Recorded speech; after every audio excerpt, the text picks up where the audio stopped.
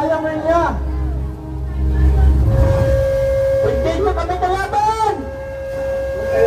Wala kaming baril!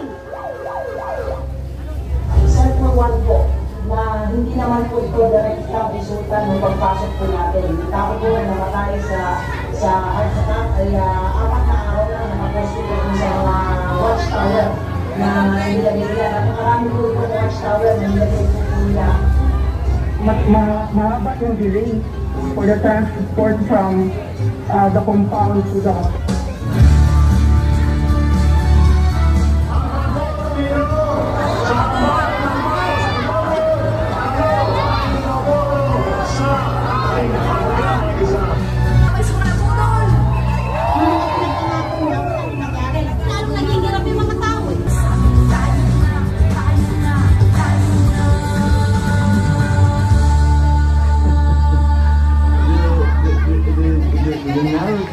I always ask him why that's funny. Why that's funny.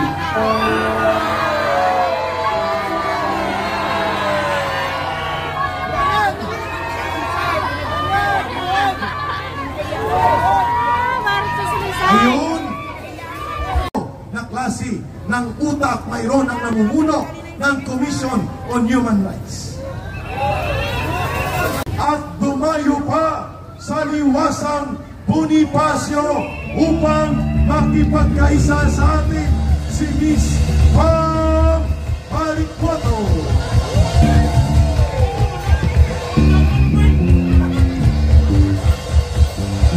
Basta Bisaya, guwapa, maisupat.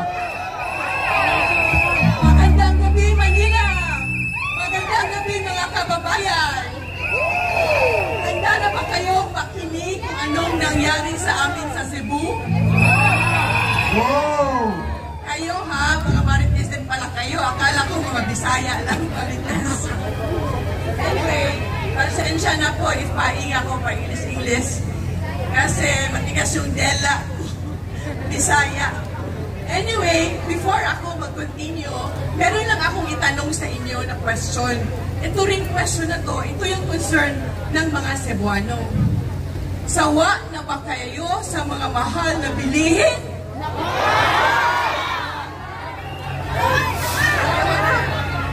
Sawa na ba kayo sa suppression of religious freedom? Sawa na ba kayo sa lack of transparency ng administrasyon na ito?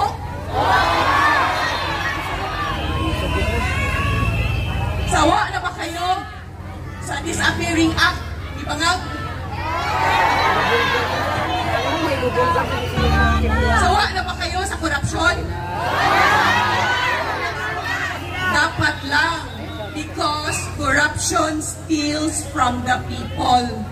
Merong study sa IMF na if ang taas ng korupsyon sa isang lugar, sa isang country, mataas din ang poverty. Kasi walang economic activity. Sila yung mayaman, yung mga taong bayan, hirap na hirap. Ito yung nangyayari sa amin during election. I was the Secretary General of Partido Federal ng Pilipinas. That time, hindi namin naintindihan. Yung palang nangyayari sa Cebu was a sign of things to come after the election. So what happened was, si Lisa Tanas, meron siyang grupo na campaign team niya. Tapos kami naman, Partido Federal ng Pilipinas. So pag political party kayo, kayo yung naghahanap ng mga watchers. So nagtaka kami, how come sila din naghahanap din ng mga watchers? Kaya sabi nila ang gulo-gulo ng Cebu. Hindi naman kami magulo. Sila yung magulo. Kasi kami, ang leader namin si Attorney Vic Rodriguez. I'm sure kilala niyo si Attorney, di ba? So lahat namin ginawa was headed by Attorney Vic.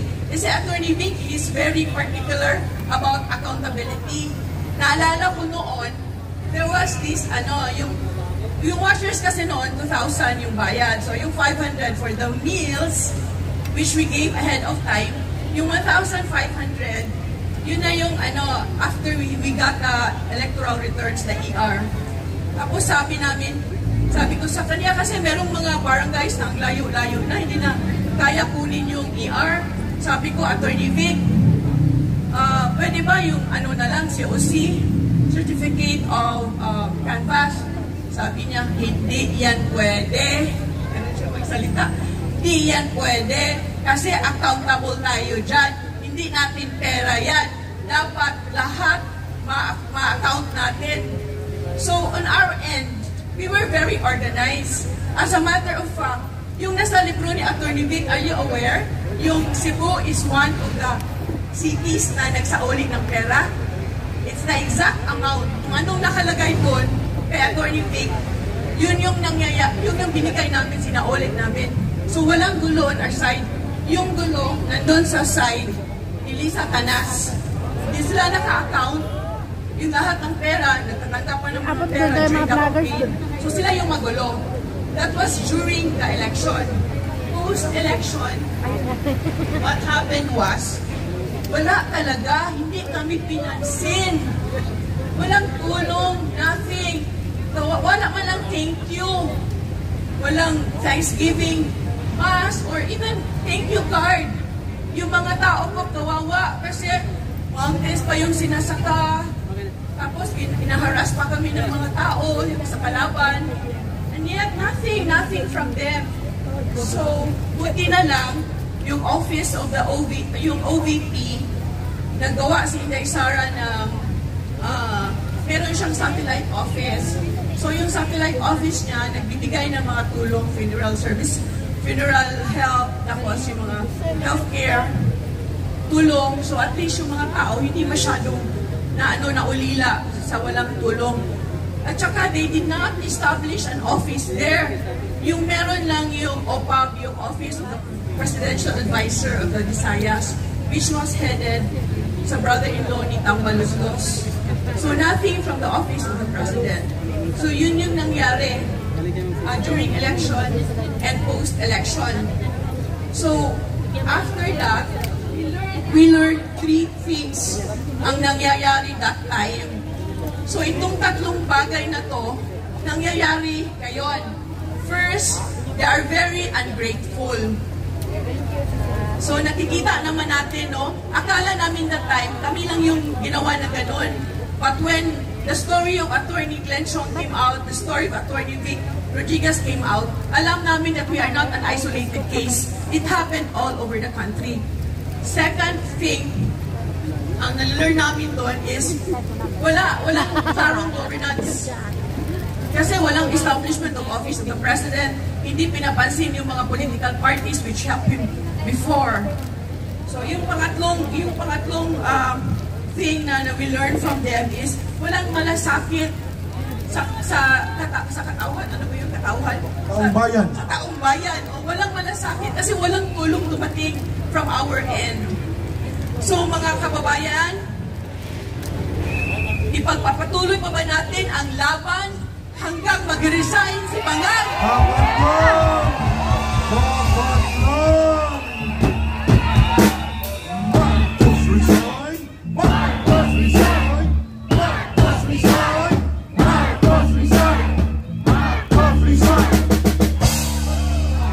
Dapat lang, because we deserve a great president and we deserve a greater Philippines. Thank you at maraming salamat. Maraming salamat kay Ma'am Parikuato mula sa forces ng mga Kabisayaan.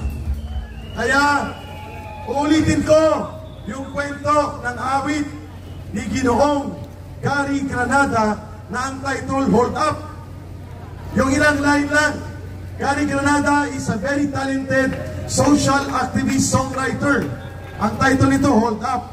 Nanakawan na at na-hold up si Juan, ngunit ang nagnakaw pa ang pinasalamatan na baon sa utang ng bayan ni Juan, ngunit ang nagnakaw pa ang nasa Malacanang. Ulit, nanakawan na at na-hold